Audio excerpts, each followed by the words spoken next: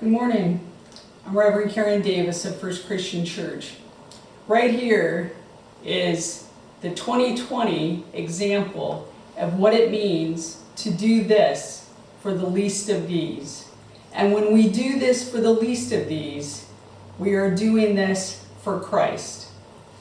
When we wear a face mask, we are saying that we care about those who are vulnerable, those who are compromised, those who are at risk.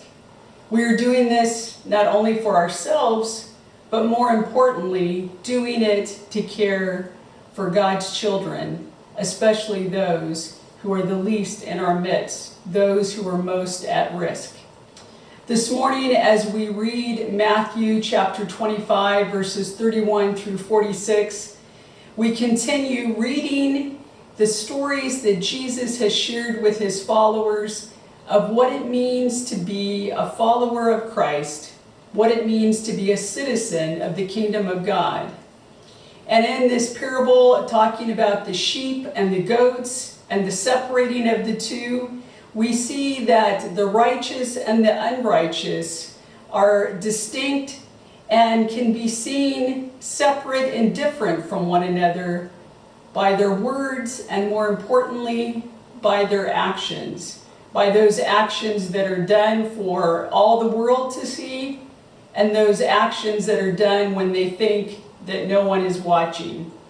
Here in this story of the sheep and the goats, Jesus is telling, when you did it for one of the least of these, you did it for me.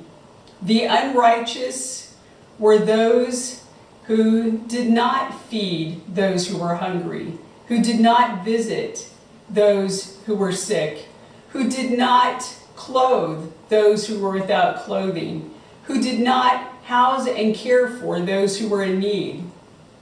And that's contrasted against those who did this for the least of these, caring for the sick, feeding the hungry, clothing the naked, housing those without housing, caring for those who were at risk and who were in need.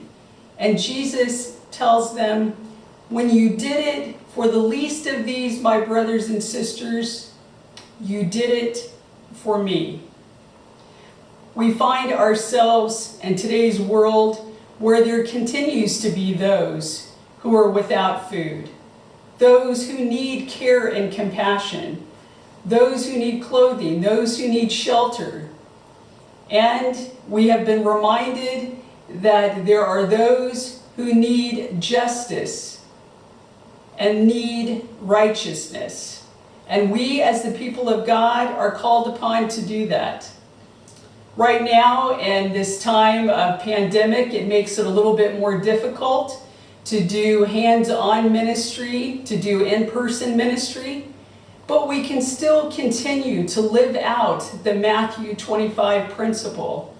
We could do that by donating food, donating clothing, donating our resources, donating our time, by calling those who are lonely, checking on those who are sick.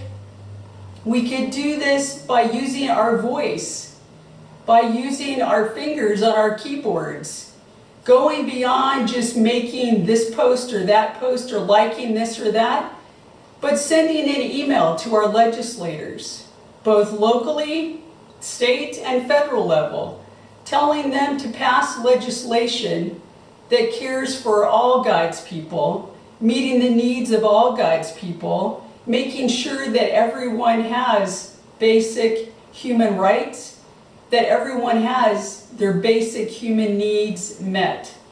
So that is one way we could do that. We could attend meetings virtually to learn and gather more information about the needs that are around us. We could attend meetings virtually to speak up, to share our ideas, to share our viewpoint. So there are a variety of ways that we can continue to live out the Matthew 25 principle by caring for the immigrants in our midst, caring for those who are without the basic needs of food, clothing, or shelter, caring for those who have been treated unfairly, whose rights have been denied. So there are a variety of ways that we can continue to make sure that we heed Christ's words to care for the least of these, for in doing so, we are answering the call of Christ and caring for Christ in our midst. I invite you to join us this Sunday on Facebook Live as we together gather for worship outdoors and continue to reflect upon this passage. And my invitation and my encouragement to you is to consider, what can you do this week?